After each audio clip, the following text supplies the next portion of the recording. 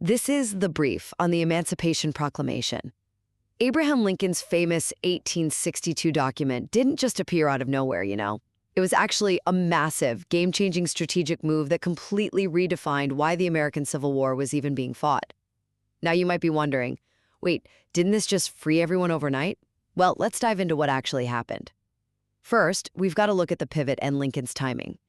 See, he specifically waited for a Union victory so he could make his announcement from a position of absolute strength. He finally got that momentum at the Battle of Antietam, which is literally the bloodiest single day in U.S. military history. It's kind of like a brilliant chess player holding on to their absolute best move until the board is perfectly set. Changing his stance on slavery to save the country showed some seriously persistent goal-oriented leadership. Second, let's talk about who it actually freed. To clear up a huge misconception, it only freed enslaved people down in the rebelling territories, the Confederacy. It definitely didn't free folks in the loyal border states right away, because he couldn't risk them joining the rebellion. So it was a highly targeted military strategy. Finally, we have to see how this completely changed the war's purpose. Suddenly, it wasn't just about keeping the country glued together. It became a full-on moral crusade to end slavery.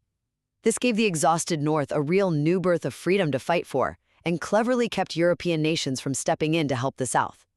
So the Emancipation Proclamation was basically a brilliant leadership pivot using a hard-fought battle to turn a war for territory into an unstoppable crusade for freedom. It really shows that sometimes true leadership means changing the entire purpose of a struggle in order to win it.